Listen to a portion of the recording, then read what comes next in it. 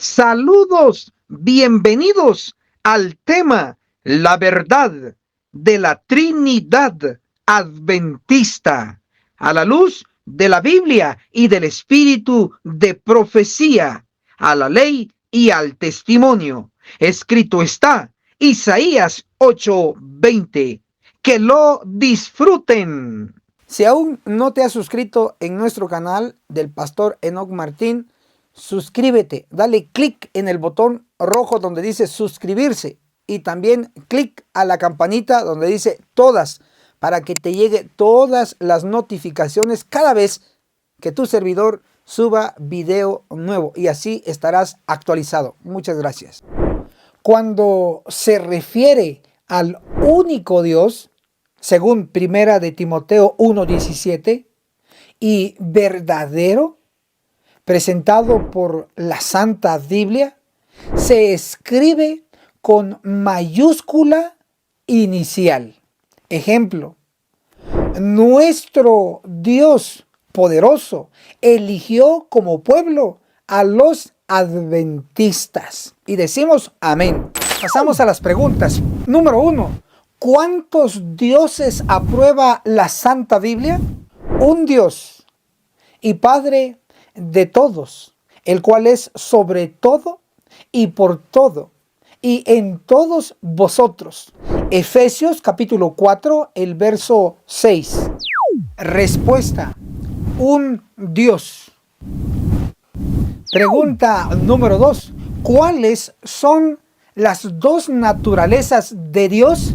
En el principio existía el Verbo, y el Verbo estaba con Dios, y el Verbo era Dios. Aquí está la naturaleza divina. San Juan, capítulo 1, verso 1.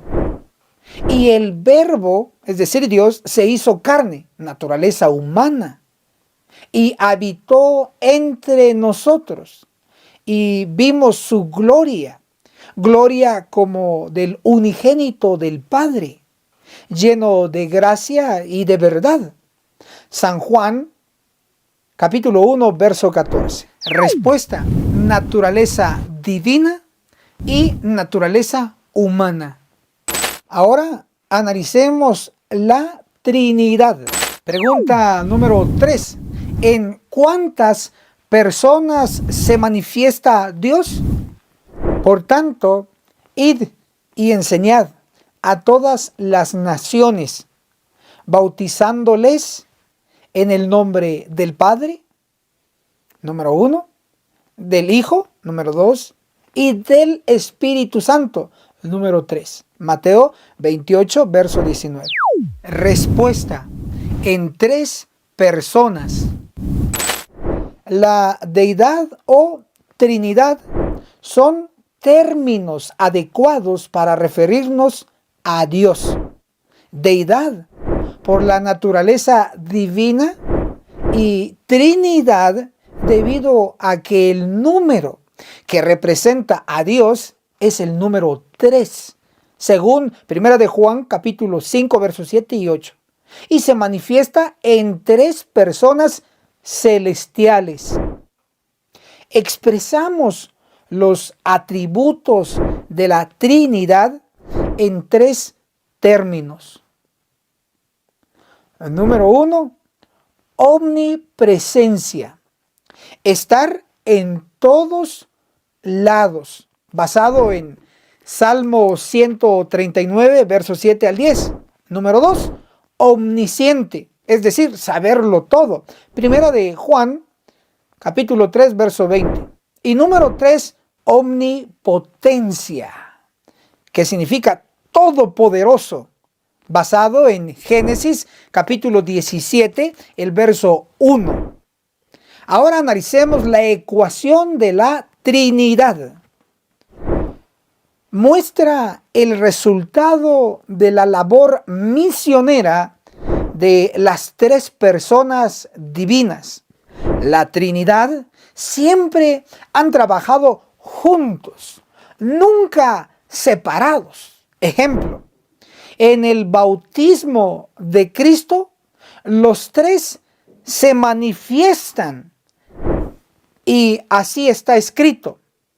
Y Jesús, número 1, después que fue bautizado, subió luego del agua. Y he aquí, los cielos le fueron abiertos y vio al Espíritu de Dios. Aquí está el número 2, que descendía como paloma y venía sobre él. El siguiente verso. Y he aquí una voz del cielo que decía: este es mi Hijo amado. El que habla aquí es Dios Padre. Aquí estaría el número 3, porque dice: mi Hijo, en quien tengo contentamiento. Mateo capítulo 3, versos 16 al 17. Veamos la siguiente referencia. A estos también, después de su padecimiento, Cristo se presentó vivo con muchas pruebas convincentes, apareciéndoseles durante 40 días y hablándoles de lo relacionado con el reino de Dios. Hechos capítulo 1, el verso 3. Cristo, después de resucitar, trabajó con los discípulos durante 40 días. Puesto que Cristo no trabaja solo, sino en conjunto con el Padre y el Espíritu Santo, positivamente podemos decir que la Trinidad, es decir, las tres personas de la deidad, trabajan juntos y trabajaron durante los 40 días. La Santa Biblia enseña que el grupo que quedó después que Cristo ascendió al cielo fue exactamente de 120.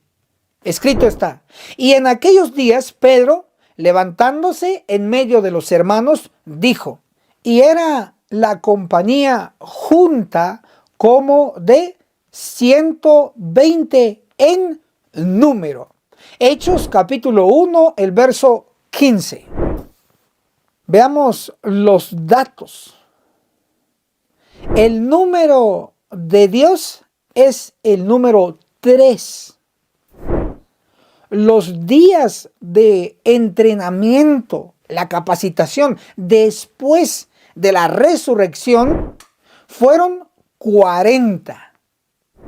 El número del grupo que quedó cuando Cristo ascendió fue de 120. Lo cual nos da la ecuación de la Trinidad. 40 por 3 igual 120.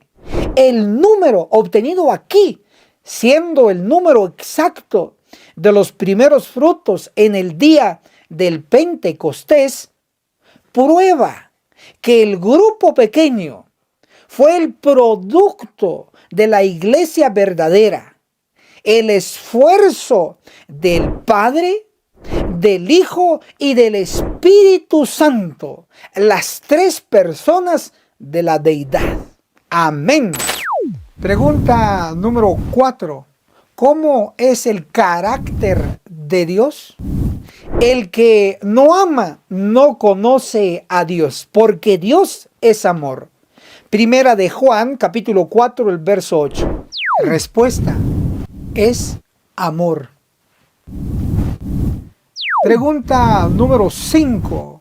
¿Qué es Dios para el pecador no arrepentido? Porque nuestro Dios es fuego consumidor. Hebreos capítulo 12, el verso 29. Respuesta: es fuego consumidor. Entramos al punto que le hemos titulado: Abraham le dio el diezmo a Melquisedec, el Espíritu Santo, en forma humana. Impresionante. Comprobaremos primero con Biblia y espíritu de profecía que Melquisedec es el Espíritu Santo asumiendo forma humana. ¿Estás listo? Escribe en los comentarios listo o lista que entramos con todo. Hagamos un cuadro comparativo entre Melquisedec y el Espíritu Santo. Abre tu Biblia, por favor. Tenemos que Melquisedec es sacerdote. Anota ahí en los comentarios. Hebreos 7, el verso 1. Porque este Melquisedec, rey de Salem, sacerdote del Dios Altísimo. ¿Está claro entonces? Que Melquisedec es sacerdote. Escríbelo, escríbelo. Ahora veamos la parte del Espíritu Santo. Es también sacerdote. Comprobémoslo. Romanos capítulo 8, el verso 26. Y de la misma manera también el Espíritu nos ayuda en nuestra debilidad, porque no sabemos orar como debiéramos, pero el Espíritu mismo intercede por nosotros con gemidos indecibles. El Espíritu Santo intercede, por lo tanto es un sacerdote. Entonces, en este cuadro comparativo tenemos similitudes entre lo que es Melquisedec y el Espíritu Santo. Pero no se queda ahí, continúa. Melquisedec es eterno, no tiene principios de días ni fin de vida, según Hebreos 7:3. Sin padre, sin madre, sin genealogía, que ni tiene principio de días ni fin de vida, sino que, hecho semejante al Hijo de Dios, permanece sacerdote para siempre. ¡Wow! Ahora veamos, el Espíritu Santo es eterno. Hebreos capítulo 9, el versículo 14 declara: ¿cuánto más la sangre de Cristo, el cual por el Espíritu eterno se ofreció a sí mismo sin mancha a Dios? Por lo tanto, Melquisedec es el Espíritu Santo asumiendo forma humana. ¿Por qué? Porque mira cómo concuerda las características de Melquisedec y del Espíritu Santo. ¡Wow! Impresionante. Pero el espíritu de profecía nos da luz de quién no es Melquisedec. Para ello, vamos a leer lo que nos dice Mensajes Selectos, el tomo 1, en la página 479. Mensajes Selectos, tomo 1, página 479. También lo encuentras en la Review and Herald, en inglés, fechado el 18 del 2 de 1890. Te leo. Fue Cristo el que habló mediante Melquisedec, el sacerdote del Dios Altísimo. Melquisedec no era Cristo, sino la voz de Dios en el mundo, el representante del Padre. Dice que Melquisedec no es Cristo. Escribe, Melquisedec no es Cristo, ¿está claro? Entonces, ¿quién es?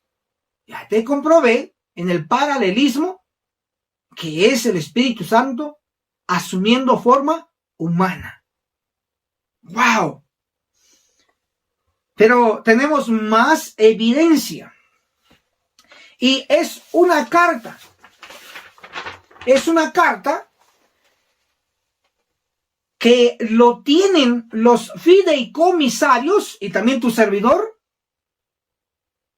Los fideicomisarios de los escritos de Ellen G. White. Esta carta fue el resultado de una reunión del Consejo en la escuela Avondale en Australia alrededor del año 1893. Declara parte de la carta. El elder solicitó el privilegio de leer algunos artículos sobre la personalidad de Melquisedec. Todos escuchamos mientras él leía y nos sorprendió que la hermana White también escuchara con aparente interés, ya que no estaba acostumbrada a escuchar escritos argumentativos. Mientras el elder estaba leyendo, la hermana White lo interrumpió y dijo: Elder, yo no publicaría estos artículos si fuera usted. ¿Por qué no?, preguntó. Porque no son correctos, ella respondió. Luego preguntó: ¿quién era entonces Melquisedec? Ella respondió: te diré quién era Melquisedec. Él era el Espíritu Santo de Dios asumiendo forma humana. Representó a Cristo ante la gente de esa generación. ¡Wow! Y esta carta, estos son los datos. Carta de 2 pastores adventistas de Australia, que actualmente lo tienen los fideicomisarios de los escritos de Elena G. de White. Entonces estamos hablando con evidencia archivada.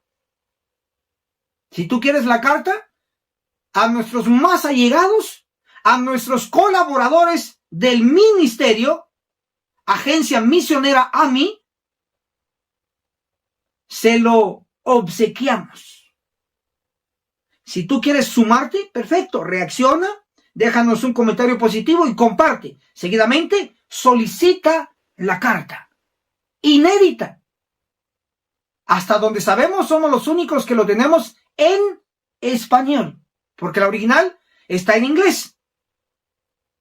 Tú de habla hispana puedes solicitarlo. ¿A dónde? Al número de WhatsApp de la Agencia Misionera AMI. Apunta. El signo más 502 4229 7786. Definitivamente la evidencia prueba que Melquisedec era el Espíritu Santo en persona. Esta es una revelación que durante años ha estado oculto, pero ahora revelado vía tu servidor, el pastor Enoc Martín, tu pastor virtual. Si estás aprendiendo, escribe en los comentarios super clic y avancemos. Además, muestra que en la primera mención del diezmo en la Biblia, Melquisedec, rey de Salem y sacerdote del Dios Altísimo. Eso lo encontramos en Génesis 14:18. Pero en el verso 20 declara: y le dio a Abraham los diezmos de todo. ¿Qué hizo Abraham con Melquisedec? Le dio el diezmo. Sí, el padre de la fe le dio el diezmo a Melquisedec. Y como aprendimos y estamos reafirmando, Melquisedec fue el Espíritu Santo en persona. ¡Wow! Pero mira, Abraham le entregó el diezmo a una persona, no a una denominación. Aquí muchos se van a caer como condoritos para atrás. Escribe en los comentarios: Abraham le entregó el diezmo a una persona, no a una denominación. La primerísima mención del diezmo es en conexión con Abraham hacia Melquisedec. Y fue a una persona. Escribe: Abraham le entregó el diezmo a una persona, no a una denominación. Mientras tú escribes, sigamos inmediatamente la orden. ¿Y qué orden? La de Isaías 51, verso 2. Isaías 51, verso 2. Mirad a Abraham, vuestro Padre. San Juan, el capítulo 8, el verso 39, afirma Cristo. San Juan 8:39. Jesús les dijo, si son hijos de Abraham, hagan las obras de Abraham. Eso es acción. Obedece, hagan las obras de Abraham. ¿Y qué hizo Abraham? Le dio los diezmos. Le dio los diezmos al Espíritu Santo en persona. ¡Wow! Impresionante. Pero mira, eso no se queda ahí.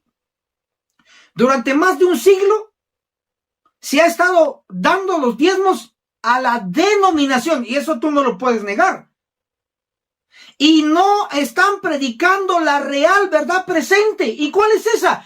El juicio inminente, próximo y pronto de los vivos. Justo cuando termine el de los muertos, empezará el de los vivos. Y ya será muy, pero muy pronto. Y eso está registrado en Ezequiel 9. Y no se está predicando. La iglesia sigue roncando y no sabe lo que se aproxima. Y mientras tanto, los diezmos se han sido consumidos predicando cualquier otro tema, menos el que se tiene que predicar, el juicio de los vivos. Manuscritos inéditos, el tomo 1, página 241, declara: estudien el capítulo 9 de Ezequiel. Estas palabras se cumplirán literalmente. Hermano, tienes que temblar por tu salvación. Lo dice la Biblia. El tiempo es corto y se está acabando.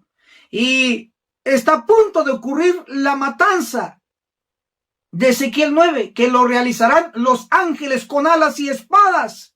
Actúa hoy mismo. Apoya al alfolí de la real verdad presente, que contienen el juicio de los vivos registrado en Ezequiel 9. Es lo que está a punto de venir. Así como Noé predicaba el diluvio, era lo que estaba a punto de venir. Y ahora no es diluvio, sino que ahora es espada de ángeles a la iglesia primero y segundo al mundo. Así que, hermano, reflexiona.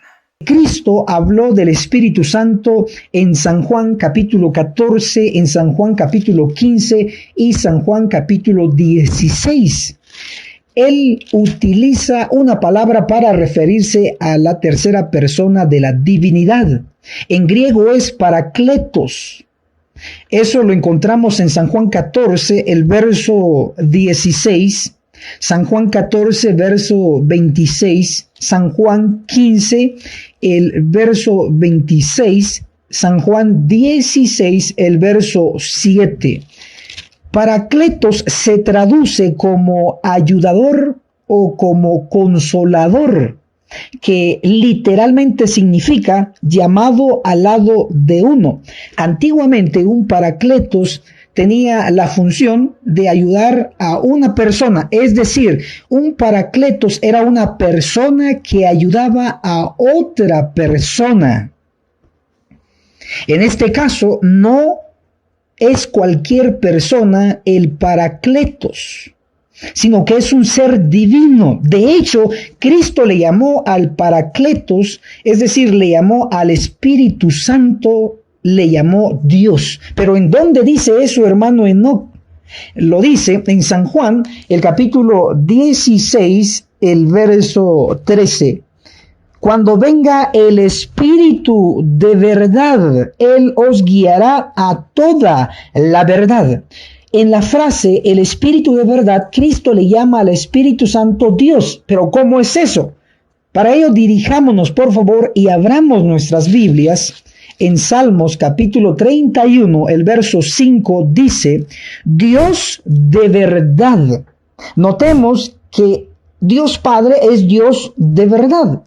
Cristo, como Dios, es Dios de verdad. Y Cristo mismo le llama al Espíritu Santo el Espíritu de verdad, porque el Espíritu Santo también es Dios.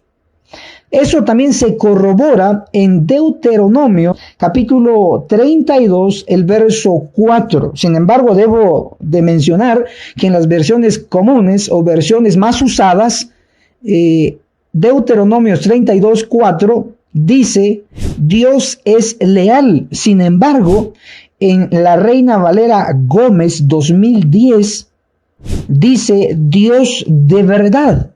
Y también está avalada por la King James Version, la versión que usó la hermana White para escribir sus libros inspirados, lo que le conocemos como el espíritu de profecía. Deuteronomio capítulo 32 verso 4 le llama a Dios Dios de verdad.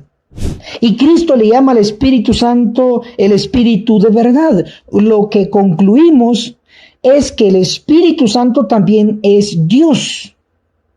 Si Dios el Padre es una persona, que nadie lo va a discutir, si Cristo es una persona, entonces también, por lógica, el Espíritu Santo también es una persona, porque está al mismo nivel de la deidad. Leeremos Romanos 8:27. Por favor, busquémoslo. Romanos 8:27. Dice, y el que sondea los corazones sabe cuál es la intención del Espíritu. Aquí dice la intención del Espíritu. Sin embargo, en el original no dice así, sino que dice la mente del Espíritu. Y eso lo puede corroborar en la versión King James, en inglés. El punto es que el Espíritu Santo tiene mente, porque dice la mente del Espíritu. Si el Espíritu Santo tiene mente, entonces el Espíritu Santo razona.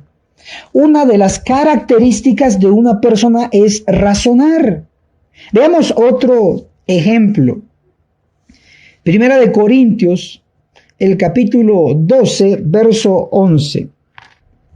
12:11 dice así, pero todas estas cosas las efectúa uno, el mismo Espíritu, y reparte a cada uno en particular como Él quiere. Está hablando de los dones del Espíritu, que Él los reparte como Él quiere. Sin embargo, en la versión King James no dice así. En la versión King James dice que el Espíritu reparte los dones, es cierto, pero dice según su voluntad. Pero aquellos que no tengan la versión en inglés, la King James, pueden encontrar la versión en español llamada la Biblia de las Américas. Ahí dice que el Espíritu sí da los dones a diferentes personas, pero dice según su voluntad.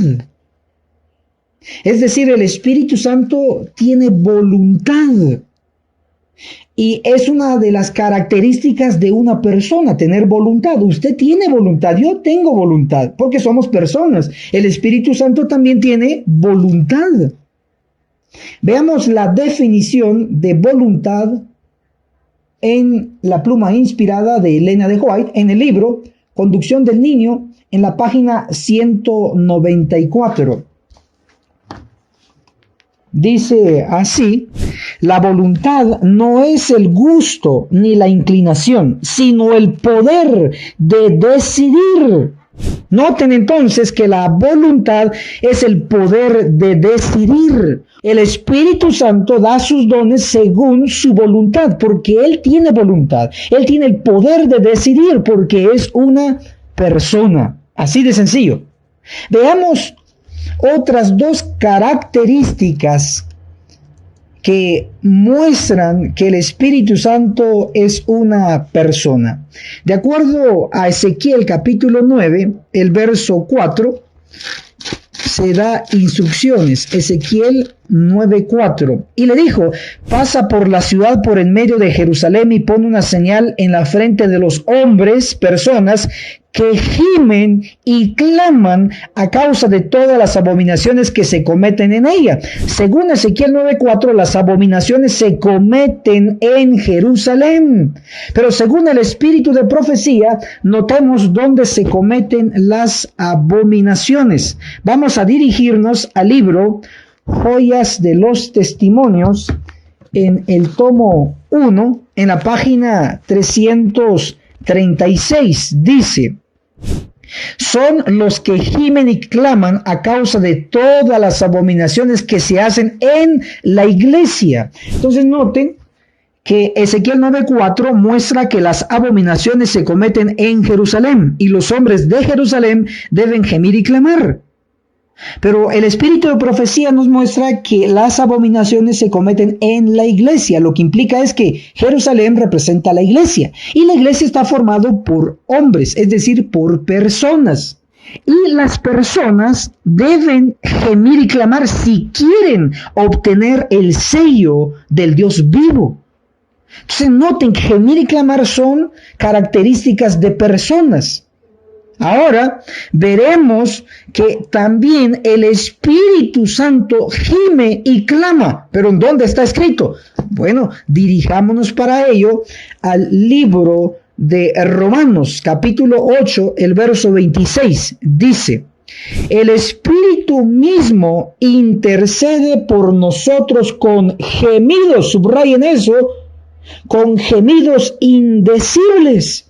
Esto muestra que el Espíritu Santo gime, así como los miembros de Iglesia Adventista del Séptimo Día deben de gemir si quieren obtener el sello de protección para que los 5 ángeles no los destruyan, para que no caigan muertos cuando ocurra el juicio de los vivos. El Espíritu Santo gime, dice Pablo en Romanos 8:26. Gemir incluye llorar, incluye estar tristes. Efesios 4:30 dice del Espíritu Santo: no entristezcáis al Espíritu Santo. ¿Por qué? Porque Él gime, Él se entristece, porque Él llora. Este mismo sentimiento del Espíritu Santo debe verse en los verdaderos hijos de Dios cuando ven pecados en la iglesia. Deben gemir. También Isaías, en el capítulo 61, el verso 3, nos revela una verdad en cuanto a gemir. Vamos a leerlo, Isaías 61, el verso 3. A ordenar a los afligidos de Sión. Noten que se menciona a los afligidos de Sión. En otras versiones se traduce a ordenar a los que hacen duelo en Sión. Otras versiones dicen a ordenar a los que lloran en Sión. Eso de estar de duelo, eso de estar afligido, eso de llorar es gemir. Y los que lloramos, los que estamos de duelo, los que estamos afligidos, somos personas. Y el Espíritu Santo también se aflige, está de duelo, llora, gime. ¿Por qué? Porque el Espíritu Santo también es una persona, solo que es una persona divina. Esa es la diferencia entre usted como persona y el Espíritu Santo. En Gálatas, capítulo 4, el verso 6, dice: Dios envió a vuestro corazón el Espíritu que clama. ¿Qué es lo que hace el Espíritu Santo? Clama. ¿Qué encontramos en Ezequiel 9:4 que hacen los hombres, las personas, los miembros de Iglesia Adventista? Deben de gemir y clamar. Ahora noten que el Espíritu Santo clama también. ¿Por qué? Porque es una persona. Isaías 58:1 clama a voz en cuello, no te detengas, le dice Dios a las personas, a su pueblo: alza tu voz como trompeta y anuncia a mi pueblo su rebelión y a la casa de Jacob su pecado. ¿Quiénes son los que claman? ¿Quiénes reciben esta orden? Las personas, el pueblo fiel de Dios, contra ¿Qué tienen que clamar? Contra las abominaciones en la iglesia, contra los pecados en la iglesia. Sí, nosotros clamamos, recibimos esa orden. Sin embargo, también el Espíritu Santo clama. ¿Y en dónde lo dice? Ya lo leímos, Gálatas 4:6. Porque el Espíritu Santo también es una persona. Ahora veamos esta gran verdad de la tercera persona de la divinidad a través de la frase los tronos. Usted ha leído, estoy seguro que lo ha leído en Apocalipsis capítulo 22, el verso 1. Dirijámonos por favor a ese capítulo y verso. Dice: después el ángel me mostró el río del agua de la vida, luciente como cristal, que salía del trono de Dios y del Cordero. Ahora, ¿quién es Dios? Es Dios el Padre. ¿Quién es el Cordero? Es Cristo. Aquí tenemos un trono donde solo se sientan dos personas. Surge la pregunta natural: ¿y dónde está el lugar del Espíritu Santo si Él es una persona? Bueno, ahora vamos a descubrirlo, vamos a estudiarlo, vamos a profundizarlo. ¿Está listo? Espero que sí. Apunta esta cita, por favor, que va a corroborar lo que estamos diciendo. Primeros Escritos, el libro de Primeros Escritos en la página 54. Está bajo un título: El fin de los 2300 días. Dice: vi un trono y sobre él se sentaba el Padre y el Hijo. Este trono es el mismo de Apocalipsis 22:1. Ahora sigue diciendo: me fijé en el rostro de Jesús y admiré su hermosa persona. ¿Jesús tiene persona? Sí, lo está corroborando aquí la hermana White. No pude contemplar la persona del Padre, pues le cubría una nube de gloriosa luz. ¿Tiene persona el Padre? Sí. Pregunté a Jesús si su Padre tenía forma como Él. Dijo que la tenía, pero que yo no podía contemplarla, porque dijo: si llegases a contemplar la gloria de su persona, dejarías de existir. Con esta cita se corrobora que el Padre, el Hijo, los dos son una persona. Pero ¿qué en cuanto al Espíritu Santo? Ya hemos comprobado que es una persona, pero desde este ángulo está el trono donde se sienta el Padre y donde se sienta el Hijo. Ahora, ¿dónde está el trono del Espíritu Santo? Si seguimos esa lógica, por el hecho de que en Apocalipsis 22:1 se menciona un trono donde únicamente se sienta el Padre y el Hijo, por el hecho que no hay un lugar para el Espíritu Santo, ¿implicaría entonces que el Espíritu Santo no existe? ¿Es pregunta? Por supuesto que no. Les pondré un ejemplo. En Ezequiel capítulo 1, el verso 4, dice: miré y vi un viento tempestuoso que venía del norte, una gran nube con un fuego envolvente rodeado de un resplandor, y en medio del fuego algo que parecía bronce refulgente. En esta nube venía algo que, como estaba lejos, Ezequiel no lo podía visualizar. Sin embargo, se fue acercando y él vio que era. Ezequiel capítulo 1, el verso 26 dice: sobre la expansión que había sobre sus cabezas se veía la figura de un trono que parecía de zafiro, y sobre el trono había una semejanza de hombre sentado. Pregunto, ¿cuántos hay sentados en este trono? Bueno, solo hay una persona. ¿Y a qué se parece esta persona? A un hombre sentado, dice. Ahora, el hecho que acá en esta visión de este trono solo aparece un personaje que en este caso, por la descripción, dice un hombre sentado, no puede ser nadie más que Cristo, porque de acuerdo a Mateo capítulo 8, verso 20, se le llama a Cristo el Hijo del Hombre. Mateo 13:27 se le llama a Cristo el Hijo del Hombre. En otras palabras, Ezequiel capítulo 1 está hablando de un trono de Cristo, donde solo Cristo está sentado. El hecho que solo Cristo esté sentado ahí no implica que no existe el Padre. O sea, ¿notamos la lógica? En Apocalipsis 22:1 se menciona un trono donde se ve sentado al Padre y al Hijo. Pero eso no implica que no exista el Espíritu Santo. De igual manera, como en Ezequiel capítulo 1, hay un trono donde solo se le ve sentado a Cristo. Y eso no implica que no existe el Padre. Mente, carácter y personalidad, el tomo 2, en la página 425. Dice así: Él, es decir, Dios, preparó esta habitación viva que es la mente.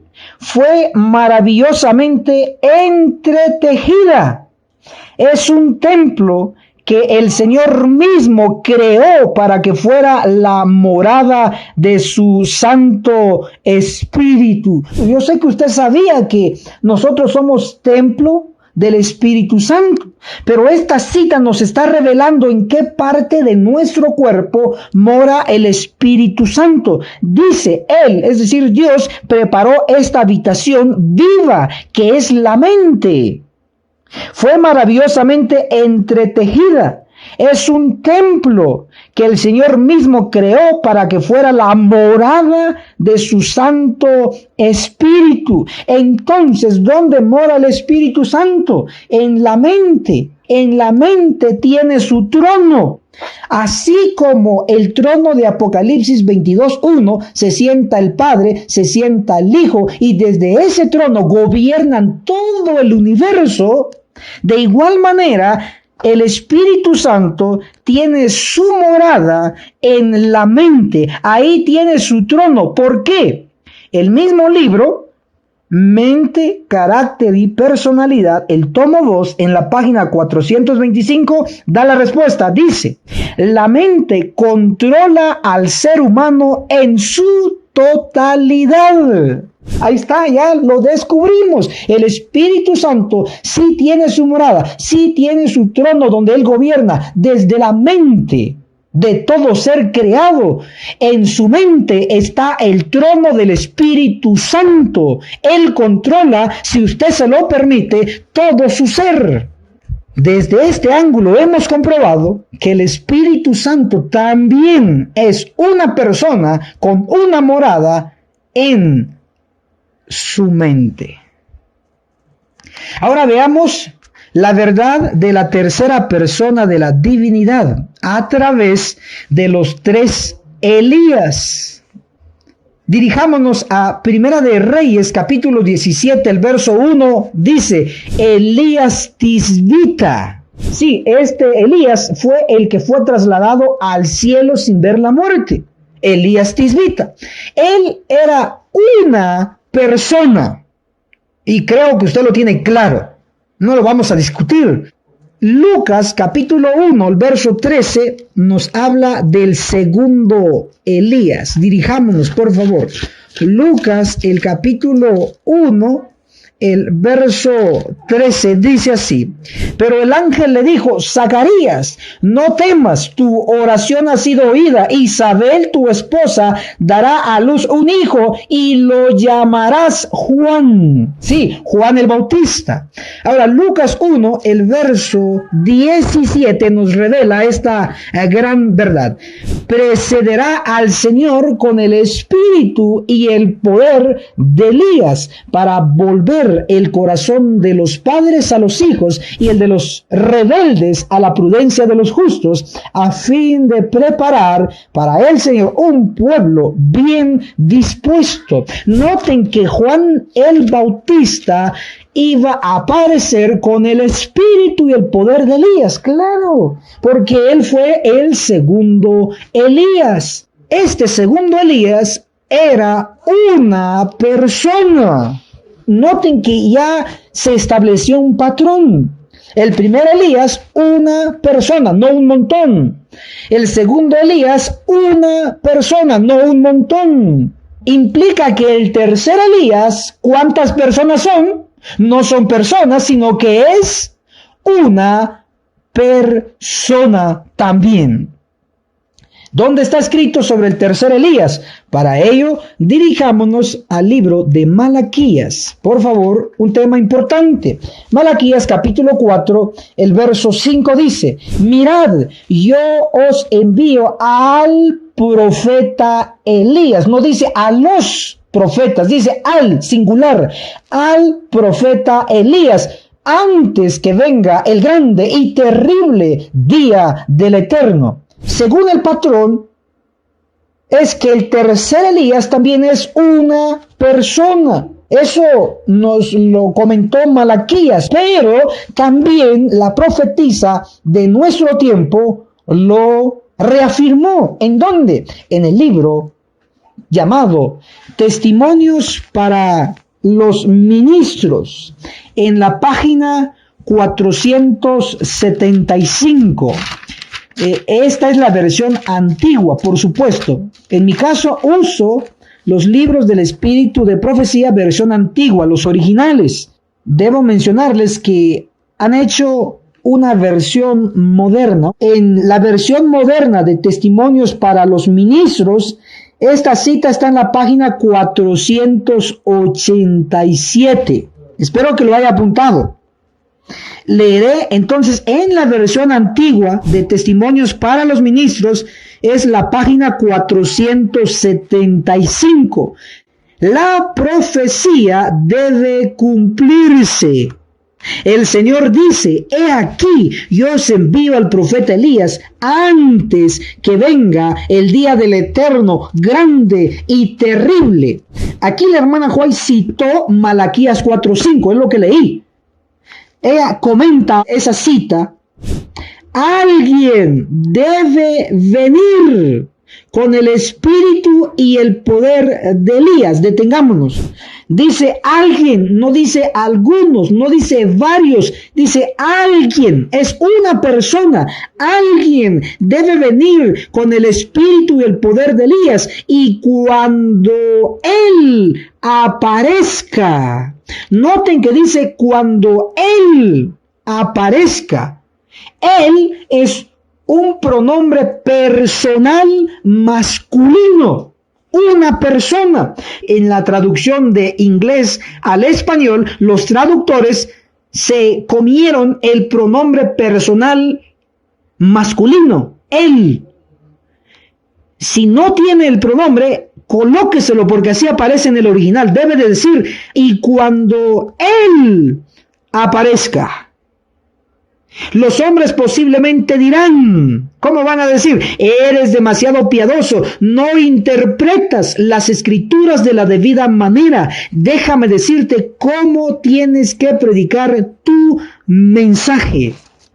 Tanto Malaquías, tanto la profetisa Elena de White dice que alguien tenía que venir un profeta, una persona. En resumen, el profeta Elías, el que fue trasladado al cielo, era una persona. Juan el Bautista era una persona, desempeñó el papel del segundo Elías.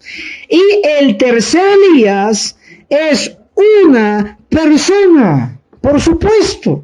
Ahora, en conexión a el Espíritu Santo, podemos decir lo siguiente: el Padre es una persona, el Hijo es una persona, por lo tanto, el Espíritu Santo, ¿qué es? También es una persona, porque hay un patrón.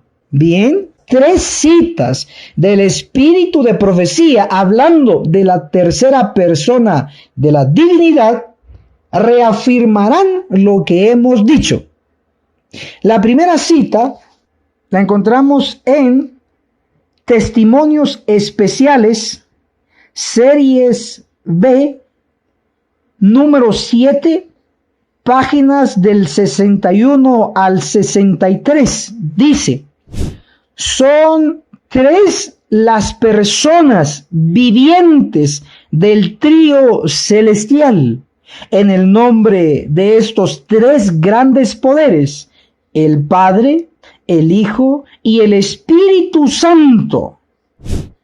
Notemos entonces que son tres las personas vivientes. Una de esas tres es el Espíritu Santo. Una cita más.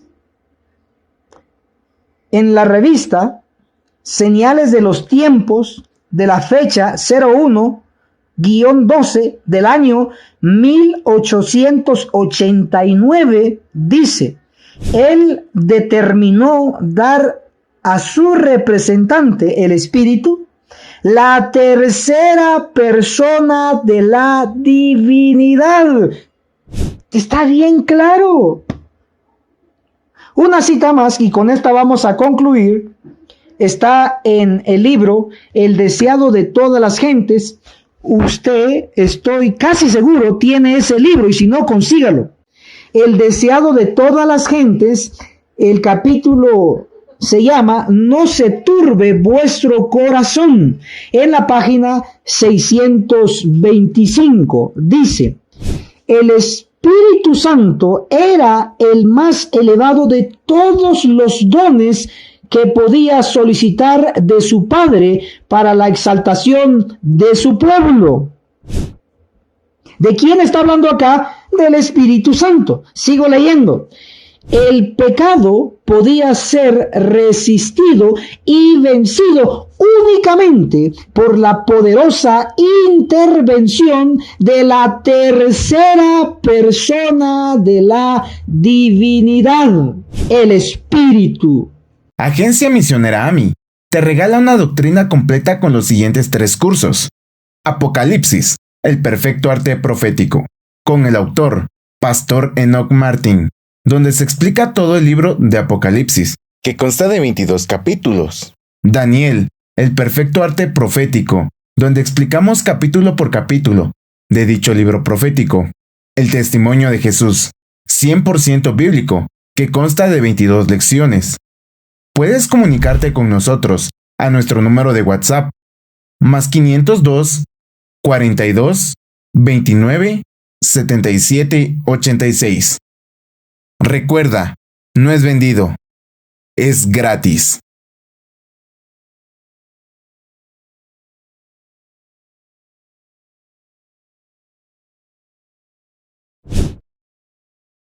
En Radio Reino tenemos nuestra app.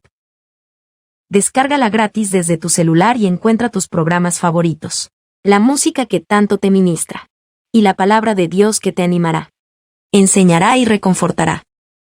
Si tienes sistema Android, búscanos en Play Store como Radio Reino. Si tienes sistema iPhone, búscanos en App Store como Radio Reino. Y recuerda, somos Radio Reino, la voz de Miqueas 6:9. Si aún no te has suscrito en nuestro canal del Pastor Enoch Martín, suscríbete, dale clic en el botón rojo donde dice suscribirse y también clic a la campanita donde dice todas, para que te llegue todas las notificaciones cada vez que tu servidor suba video nuevo, y así estarás actualizado. Muchas gracias.